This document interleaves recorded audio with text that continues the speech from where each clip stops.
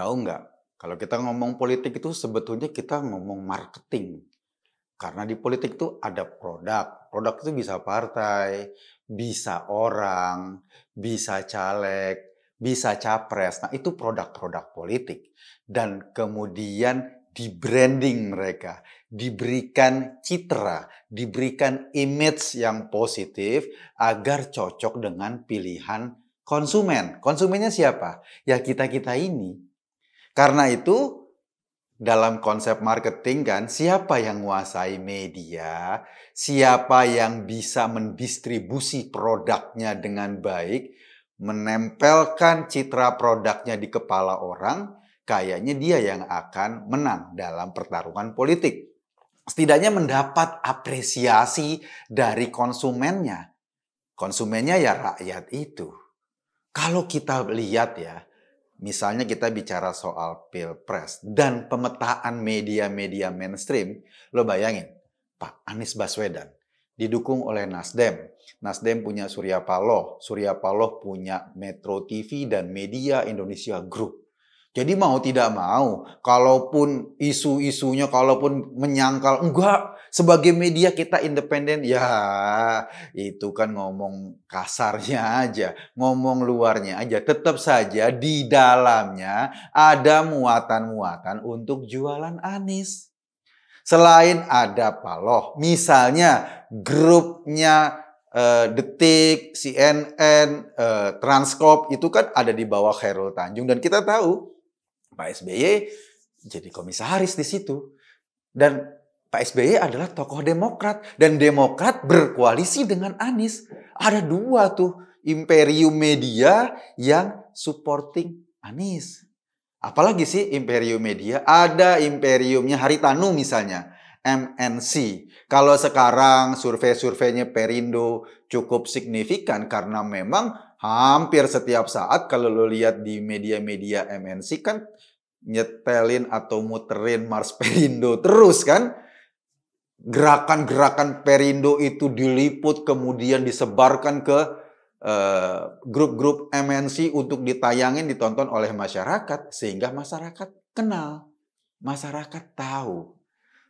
Kita kemana sih arah MNC ini? Apakah ke Anies? Ya enggak. Sebagai partai politik belum menentukan pilihan, pasti ke sana iya, ke situ iya. Ada kelompok misalnya TV One, Viva Group, ya kita tahu lah ini punyanya Bakri. Bakri kecenderungannya pada 2019 kan itu sangat anti Jokowi TV One ya, sangat kritis lah. Kita tahu dulu ada ILC yang sangat kritis pada Jokowi sebagai arena adu tanding para politisi di TV. Kita tahu juga kemudian sekarang ini segmentasi yang diambil ya segmentasi yang suka dengan gaya politiknya Anies Baswedan.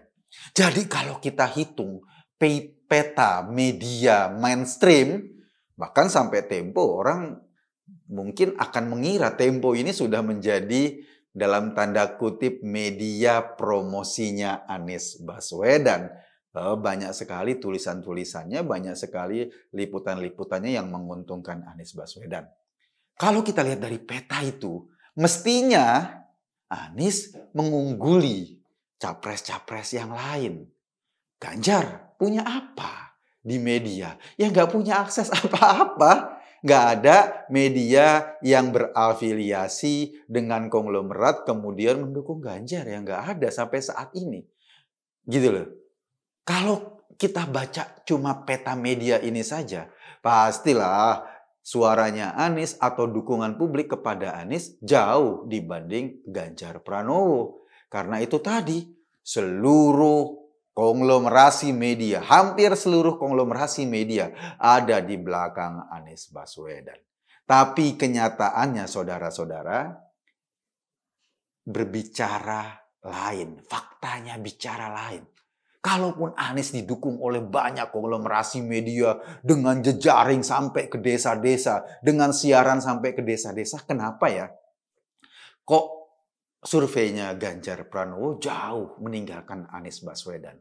Hasil survei Kompas kemarin misalnya menunjukkan suaranya atau elektabilitas Ganjar itu 25, sekian persen. Sementara elektabilitas Anies cuma 13%.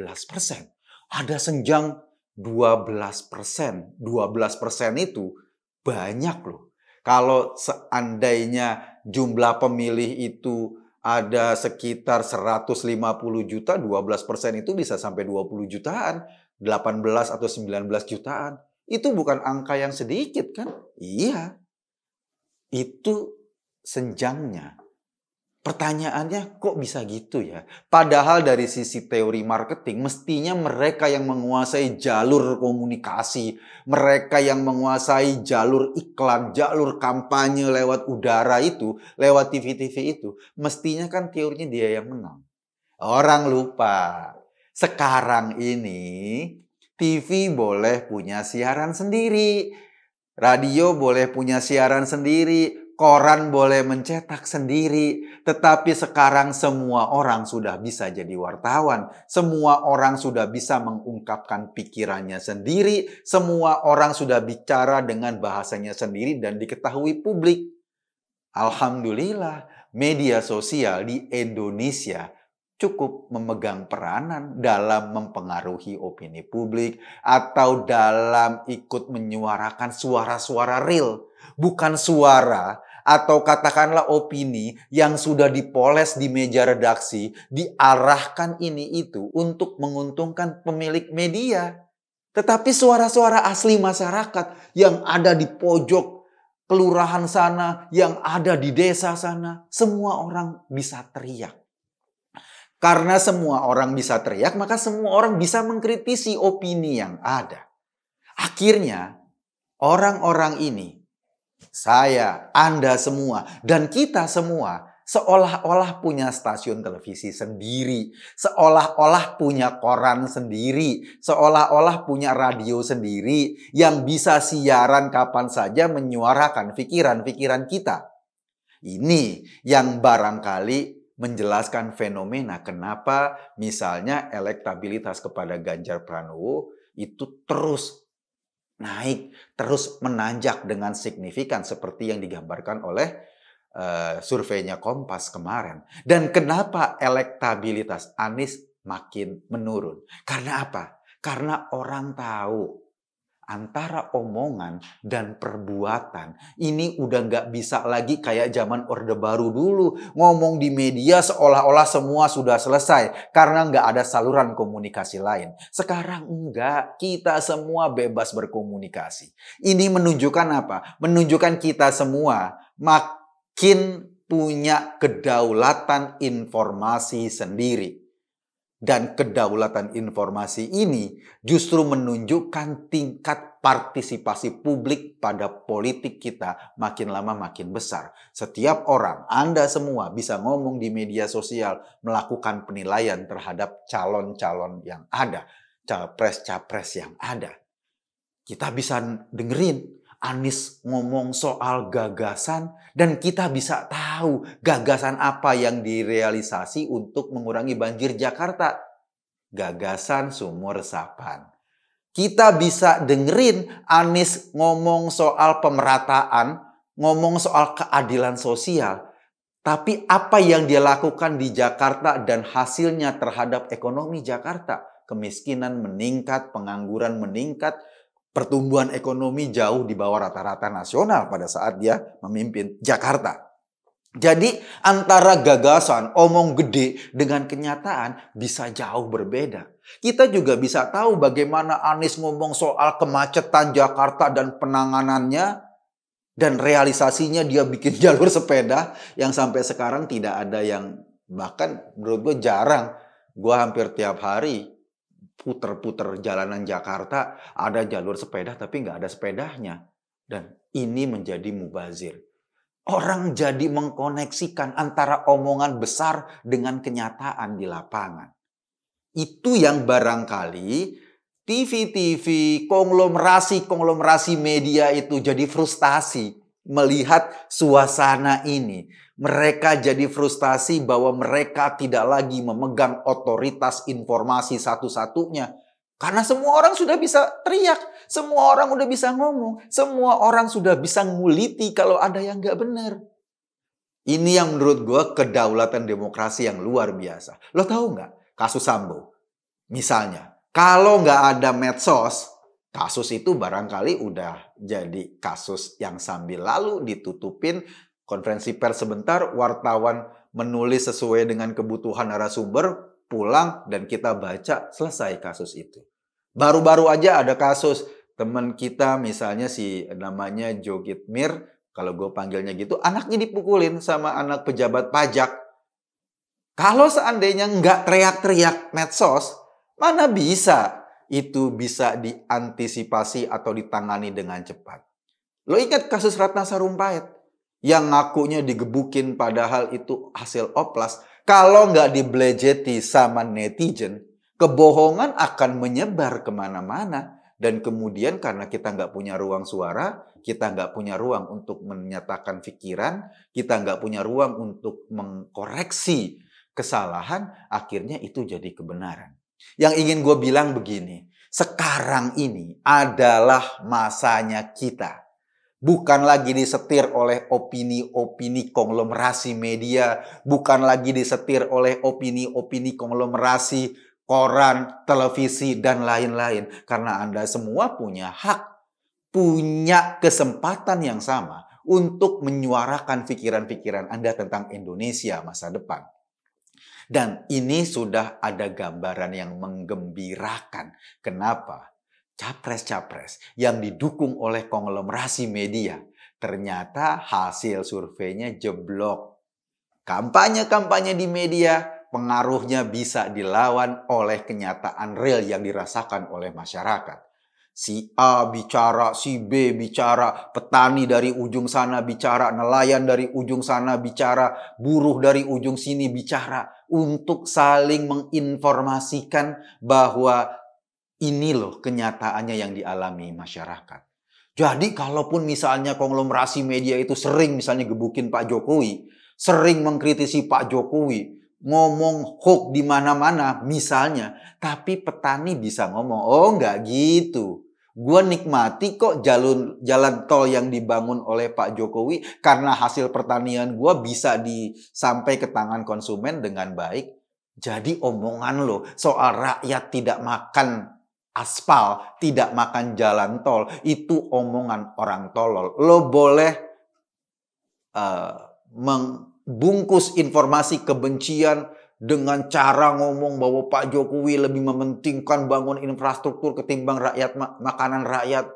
Lo boleh membodoh-bodohi orang kayak gitu. Tapi kita bukan lagi rakyat bodoh seperti yang dipersepsikan oleh para politisi pembuat hoax itu. Kita punya pikiran sendiri, kita independen, kita bisa menyatakan pendapat politik kita sendiri. Dan syukur alhamdulillah, kayaknya sekarang dengan hasil-hasil survei ini, ada kefrustasian dari para pemilik media, kok masyarakat nggak bisa lagi diatur ya opininya. Halo, dunia sudah berubah. Kita mandiri atas opini kita sendiri. Karena apa? Karena media sosial memberi ruang kebebasan berdemokrasi untuk mendapatkan pimpinan yang terbaik untuk Indonesia masa depan. Kita bisa mengkritik Anies, mengkritik Ganjar, mengkritik Prabowo, mengkritik Sandiaga Uno, mengkritik Ridwan Kamil. Gak apa-apa. Kenapa? Karena kita butuh pemimpin yang terbaik. Jadi kritik-kritik itu biarkan saja sepanjang bukan hoax, sepanjang bukan fitnah, sepanjang bukan memberikan berita-berita bohong. Kalau ada yang bilang, kok kita kritik Anies melulu? Lah iya, karena banyak kebohongan, kita ingin melemparkan fakta, ada omongan dan ada kenyataan. Dan seringkali antara omongan dan kenyataan ini nggak connect. Jauh banget, nggak nyambung banget. Hari ini misalnya, di acara Partai Keadilan Sejahtera yang sudah mendukung Anies sebagai capres, Anies ngomong, saya bisa dibuktikan selama 5 tahun saya nggak pernah memainkan politik identitas. Padahal kemarin ketika di Partai Umat jelas-jelas ngomong akan memainkan politik identitas dan mendukung Anies sebagai calon presiden dari Partai Umat itu. Itu yang pertama. Seolah-olah Anies bersih dari dosa politik identitas. Tapi kan kita nggak bisa nutup mata dari kasus Pilkada Jakarta yang brutal itu. Itu jelas-jelas politik identitas. Indonesia hampir terbakar oleh ulah orang-orang yang memainkan politisasi agama. Ayat dipolitisasi sedemikian rupa. Dan kita masih ingat ketika Anies pertama dilantik sebagai gubernur Jakarta. Isi pidatonya dia ngomong soal apa? Ngomong soal pribumi, kedaulatan pribumi. Kita tahulah konteksnya. Waktu itu lawan politiknya adalah Ahok. Warga Indonesia keturunan Chinese. Anies warga Indonesia keturunan Arab. Gitu loh. Tapi pada saat itu dia ngomong soal pribumi. Karena apa? Karena selama Orde Baru kan kita tahu ada kosakata pri dan non-pri. Dan kosakata non-pri ini disematkan kepada golongan Tionghoa. Kenapa dia pidato mengangkat soal pribumi itu? Itu menunjukkan Anies memang sedang memainkan politik identitas yang paling nyata. Bahkan di saat dia sudah duduk sebagai gubernur Jakarta. Jadi kalau dia bilang, mana buktinya selama 5 tahun saya tidak pernah memainkan politik identitas. Halo, iya lo udah berkuasa. Memang kebijakan-kebijakannya nggak kelihatan. Tetapi Anies didukung FPI, Anies didukung oleh HTI. Dan mereka-mereka ini contoh politik identitas yang paling nyata. Jualan agama di mana-mana. Jadi itulah bersyukurnya kita di tengah orang-orang yang gemar menunggangi agama untuk kekuasaan politiknya, di tengah orang-orang yang pandai membungkus kebusukan politiknya dengan bacot yang luar biasa. Kita semua bisa bersuara, kita semua bisa teriak, kita semua bisa memaparkan fakta-fakta yang ada agar kita tidak dibelenggu oleh informasi-informasi yang sudah dibungkus sedemikian rupa oleh para konglomerasi media yang sebetulnya mereka juga terdiri dari para politisi dengan kepentingan politiknya sendiri-sendiri. Selamat buat Anda, selamat buat kita. Kita tunjukkan ini negeri kita. Kita yang paling pantas menjaganya. Saya Kokun tadi hanya mengajak Anda berpikir, kesimpulannya ya terserah Anda. Terima kasih.